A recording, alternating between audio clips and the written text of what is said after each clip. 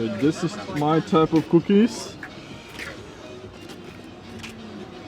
Girl Scout cookies. Or space cannabis. About this Amsterdam video, it wasn't part of the EUROTRIP. It was back in 2016 in mid-April. It was the same year, so there was no reason for me to travel to Amsterdam again. So I skipped it, but it does make sense to include it. The reason I didn't edit it back in the day, it was because it didn't make much sense. It was just bits and pieces, and it still is, obviously. So that's why you'll see me popping in once in a while, okay? Anyway, let's move on. Today I'm traveling to Amsterdam with my friends. We're gonna meet up in Stansted. We're gonna stay there for 3 nights. We're gonna get high. I'm not much of a... So this one broke. Oh, cool. I need some super glue now. I'm not much of a fan of drugs in general. If you're going to Amsterdam and you don't consume any drugs, that's pretty much like going to Las Vegas and don't play poker.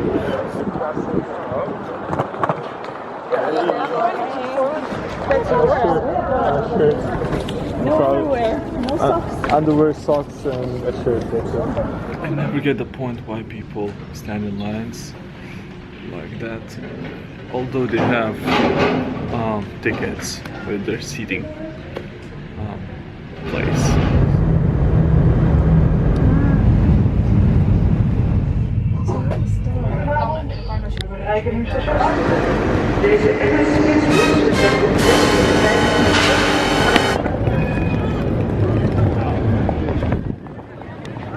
Oops, sorry.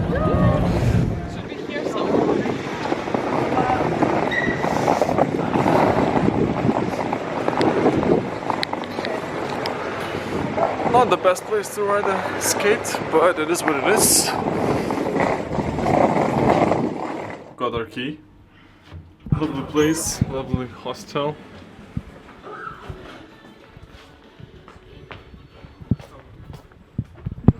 Dutch people looking at me. Loads of bikes. Nevertheless, lovely place. I just don't get which way the bicycles go. Shit.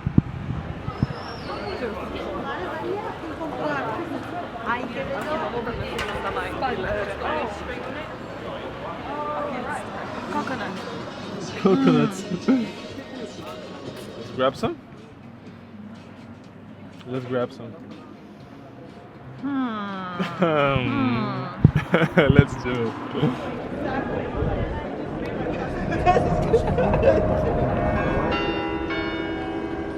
We ate some cakes, some cupcakes.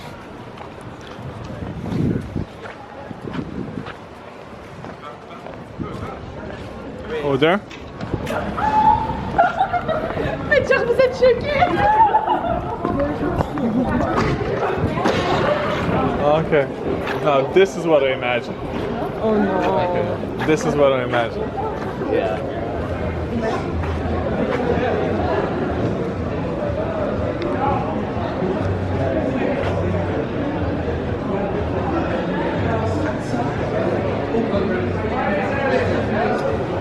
Dun dun dun.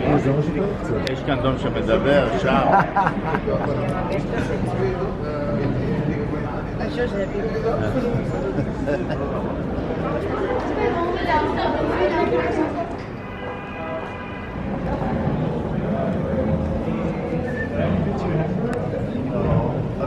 I've only been to Berlin. It's smaller, but there's still like el tipo es un montón de acuerdo. Day one, freaking boring, chill, just looking around. Fuck it, let's move on. On day two, there's a reason I don't like hostels. At least I didn't like hostels back in the day. Hey, good morning Amsterdam. So I woke up at 7 a.m. and the first thing I see is this African American, I believe, lady, 40 plus years old lady, masturbating in front of me. No, she didn't have any cover sheets on top of her. She was like all visual from top to bottom. And I have nothing against that. That's fine. It's just an image you don't want to wake up to. So, although I took a shower, I still feel dirty. So yeah. Good morning, Amsterdam.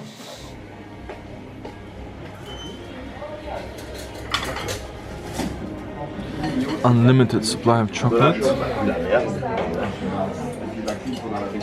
I love this place. Feeling cool, feeling lovely. Brought my skate.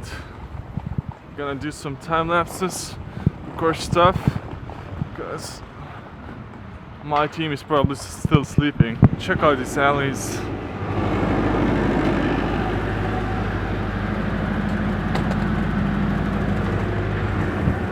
Feels like I'm gonna get stabbed here.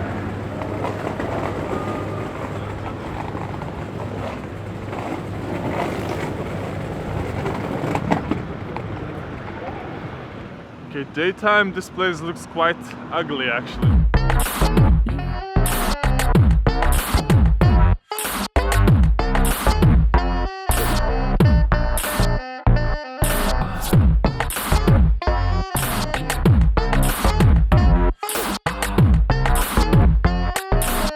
Trying to set up a perfect picture. We want to see that part, but if it's possible. Yeah, that's fine. But then you need to do here maybe? Have our special request. My side is the side, the best one. Something like this? Yeah. Is that cool? We're there, and here's the Yeah, you guys ready? Yeah. Vagina lollipops? Seriously. Whereabouts? But thanks, taking care of the corner. Psychedelic, wait, what? Ah. Vagina lollipops. Okay, the team decided to go for unusual, untypical, alternative tour. It was really fun. I'm really glad that Max did. It was really awesome. Thank you, Max, if you're watching this.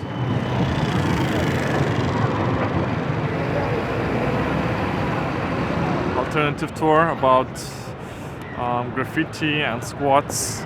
So we're gonna check it out. Yeah, that's our tour guys over there. Basically, you're trying to get the alignment close, so you give the impression of these really fine, close together lines. If I cut all of this out in one big piece of paper, you would get too much of what we call bleeding. So bleeding is when the paint goes where it shouldn't. Basically, it's sneaking around the gaps of the paper and gives a messy looking effect. But if you use multiple stencils, you give the impression of these really fine lines. So Bustart's known for using hundreds of layers in his stencils, and of course he's still got his bright characters involved as well. He also does this piece up here, which is very, very cool. Nice multi-layered stencil there with a spray can and the weed leaf, very Amsterdam. Does anyone smoke weed? Raise your hands. It's okay, it's not Alcoholics Anonymous. Yeah, good. It's what I like to see. Fantastic. Yeah, it's actually well, I'll tell you the reason why I first came to Amsterdam. I actually came to Amsterdam the first time just to smoke weed. That's all I really wanted to do. The second time I came to Amsterdam, I came for a girl. I came to see about a woman. She left the city and broke my heart. But the third time I came to Amsterdam, I came for a squatters meeting. I came to find out if the squats could be done in Amsterdam. But lots of people like to smoke weed in the city, and it's a really, really common thing. The Dutch people actually don't smoke that much weed. It's mostly for tourists. Different cans with different colors, and this time it's a new name on the mic. This is sort of the next step in terms of street art. It's how once you prepare to work at home, you just have to come out to install it. And these are really simple. You just mix together flour and water, and then stir it up, keep it in a can, put it in the fridge for a few days till it gets to the right consistency. And then come out here with your paintbrush, glue on the wall, paper on top, glue over the top. Very, very simple.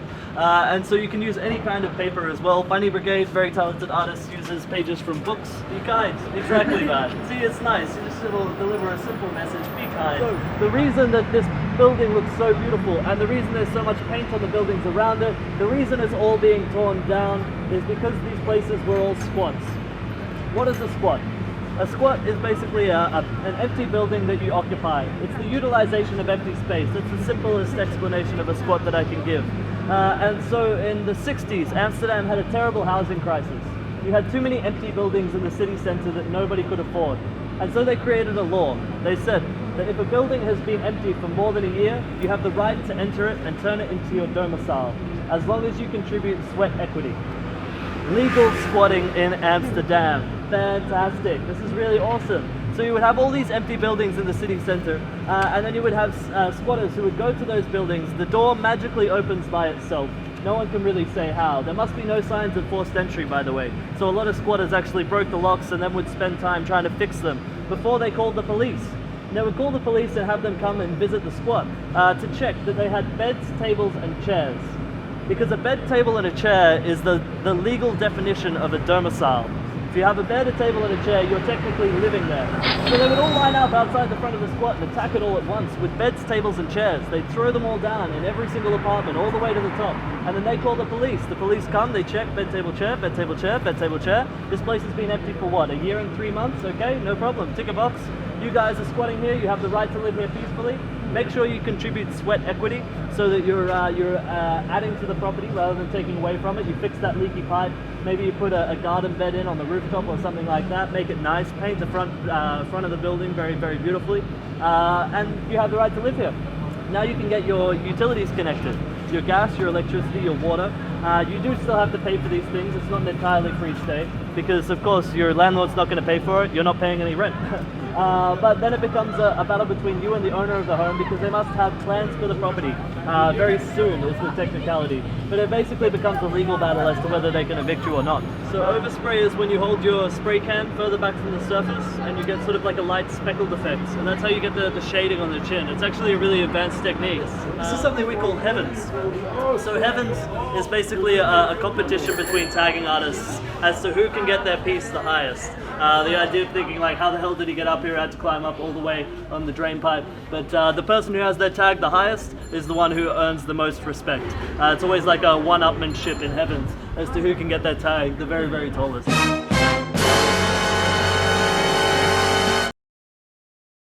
Kind of lost audio for this clip, but Max was talking about safety and bikes and etc. And you should spend more money on a lock than a bike itself, and it's the same thing in London. He also told us that it's cheaper to buy a stolen bike than it is to rent one. So if you're staying for, let's say, 3 or 4 or maybe a week days, might as well buy a stolen bike. Just ask for locals, they definitely know where to get them. Do monkey on elephant, yep, fighting each other. Let's go.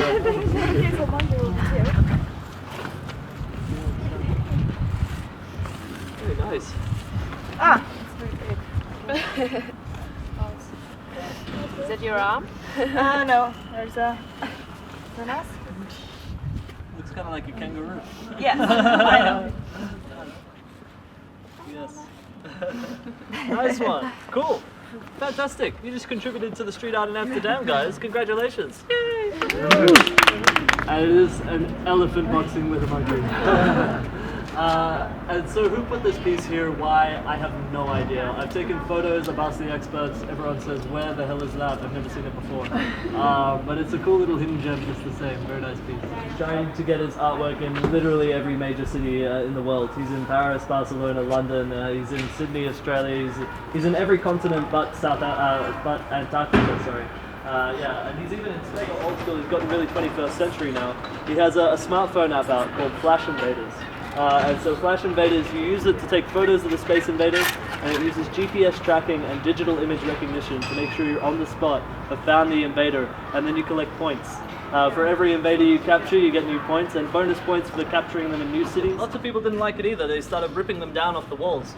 But then new paste ups just went up over the old ones, and then stickers came, wave after wave after wave, more paste ups, more stickers. This strawberry has infested Amsterdam.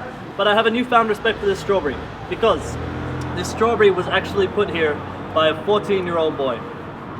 14-year-old. This kid just really likes the street art. He wanted to get involved, so he had a school project where he was designing emoticons. he had to design a strawberry emoticon, and then basically thought he'd turn it into a street art project. Why not? He took his pocket money down to the print shop, got a bunch of strawberries printed out. He's cut them out with scissors, and then he's made the wheat paste, just like I told you guys, flour and water. It's that simple. This is my message to you guys, is that if a 14-year-old kid can do it, then what the hell is stopping us, right? If you want to do your own projects, we've already contributed to the street art in the city with chalk. If you want to do some paste ups, you want to make some stickers, it's in your power. You don't have to ask for anyone's permission. You guys can do it yourselves. This is my message to you. If Strawberry Sam can do it, then why can't we?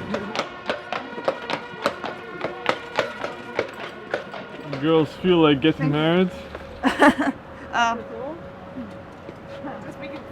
But a lot of the time these guys paint their women as thieves. I'm not too sure what this says about the artist putting himself into the artwork as the wolf. I don't know who the female character is representing in their lives. Maybe they've had some trouble in the past with women trying to take something from them. But yeah, we can only speculate. But very nice piece by Phil. These guys are, they are from London originally, but they live in Amsterdam. They've been here for 20 years. Their kids go to school here. They're about as Amsterdam as it gets. But they went to the guy who lives in number 70. They said, you've got a really nice wall, can we paint on it? He said, yes, of course, you've got nice art, go ahead. So they started painting a very elaborate house number. That's why it has the number 70 written on the middle. But the council came along and said, hey, you dirty street artists, you don't have permission to paint here. They said, yeah, we do. Ask the guy who lives in number 70. They said, no, you need council permission. We need to assess the piece and decide whether or not it's going to devalue the area. Literally, devalue the area. It's ridiculous. So they stopped them painting for 6 weeks, gave them so much grief over it. I'd like to say that's why it's still constructing itself, still painting itself. It's kind of like an unfinished work. Yeah, does anyone want to know any information? Yeah? Sure. No. We're trying to find like...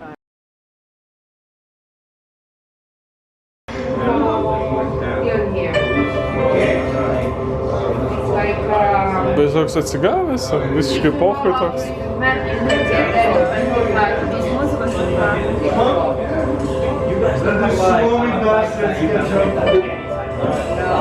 Have you ever